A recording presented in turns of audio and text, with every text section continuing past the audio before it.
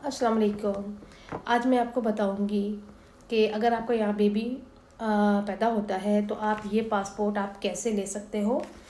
तो प्लीज़ मेरी ये वीडियो को एंड तक ज़रूर देखिएगा, तो आपको पूरी रिक्वायरमेंट्स जो है और उसका जो क्या प्रोसेस है वो आपको आसानी से और इजीली समझ में आ जाएगा।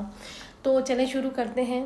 पहले जो यहाँ पे लॉ था कि अगर बच्चा यहाँ पैदा होता है तो उनके पेरेंट्स, माँ या बाप, दोनों में से 2 साल यहाँ पे रहना ज़रूरी है। बट 2020 के एंड में, मतलब दिसंबर में, एक नया बिल पास किया गया जिसमें ये बोला गया कि अगर माँ बाप में से कोई भी एक साल तक रहता है तो उसके बच्चे को ये पासपोर्ट दिया जाएगा, अगर वो बच्चा यहाँ बॉर्न होता है तो। ठीक है, तो प्रोसेस क्या है तो मैं आपको बताती हूँ। कोई इतना हार्ड प्रोसेस नहीं है, इसमें मैंने किसी लॉयर हायर नहीं किया।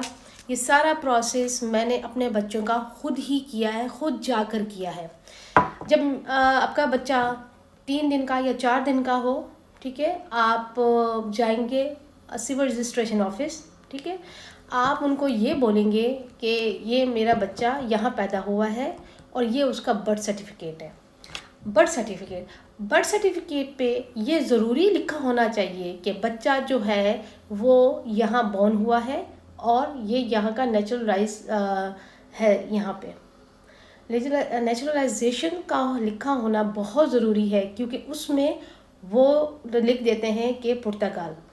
ठीक है, और अगर आपके पेरेंट्स को अगर ये 2 साल या 1 साल यहाँ पे नहीं होता पूरा, तो उसके बच्चे को ये पासपोर्ट नहीं मिल सकता है। उसकी वजह क्या है कि वो आपसे आपके सेफ का कार्ड मांगेंगे। ठीक है, आपके जो सेफ का कार्ड होगा वो उसके बिहाफ पे वो अंदाज़ा लगाएंगे कि आप यहाँ पे कितने टाइम से रह रहे हैं। आया ये आपका साल, आपको 1 साल हुआ है, आपको 2 साल हुआ है, या आपको 3 साल हुआ है। ठीक है, तो ये वहाँ जो लेडी होगी वही वो जज करेगी सारी चीज़ें। अच्छा, बर्थ सर्टिफिकेट आपको कहाँ से बनाना है? बर्थ सर्टिफिकेट हॉस्पिटल में बनता है। कॉन्सर्वेटोरिया मतलब सिविल रजिस्ट्रेशन का एक ऑफिस हर हॉस्पिटल में होता है।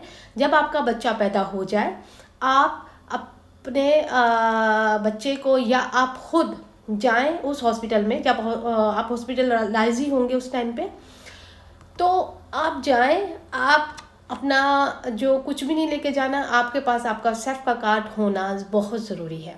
चाहे वो हस्बैंड हो या वाइफ हो, दोनों का होना, दोनों के पास सेफ का कार्ड होना ज़रूरी है। या अगर हस्बैंड के पास नहीं भी है या वाइफ के पास है तो वाइफ का भी होना, मतलब कार्ड होना ज़रूरी है हर हाल में। वो लेडी आपको अंदर बुलाएगी, वो आपसे पूछेगी, वो कोई लंबा चौड़ा वो इंटरव्यू नहीं करेगी। वो आपसे सिर्फ इतना पूछेगी कि आप यहाँ कब से हैं। फिर वो आपसे आपका कार्ड मांगेगी, फिर वो आपकी डेट ऑफ बर्थ पूछेगी। ठीक है, ये सारा प्रोसेस वो करेगी। उसके बाद वो आपसे पूछेगी, आपके हस्बैंड का भी होना बहुत ज़रूरी है, क्योंकि वो हस्बैंड से, क्योंकि बच्चा जो है वो बाप का होता है यहाँ। तो ऐसा किया जाता है, तो वो पूछा जाता है कि क्या आप अपने बच्चे को पुर्तगीज़ सिटीज़न का शिप जो है या दिलवाना चाहते हैं कि नहीं दिलवाना चाहते। वो बाप से लाजमी पूछते हैं।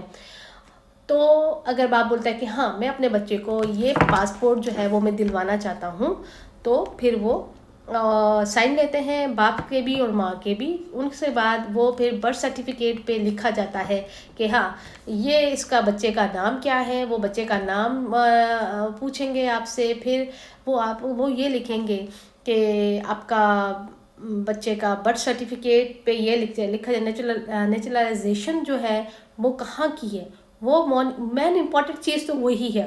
अगर वो पुर्तगाल लिख देते हैं, और जैसे for example Portugal, Porto Portugal, Lisbon, Aveiro, कोई भी सिटी हो, बट उस जगह का, सिटी का नाम ज़रूर आता है कि किस हॉस्पिटल में हुआ है।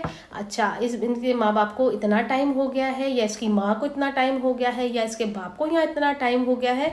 तो ये जो पासपोर्ट है ये एप्लीकेबल है फॉर पासपोर्ट। वो जो बर्थ सर्टिफिकेट है, उसी बर्थ सर्टिफिकेट पर ही आपका बच्चे का पासपोर्ट बनता है, राइट।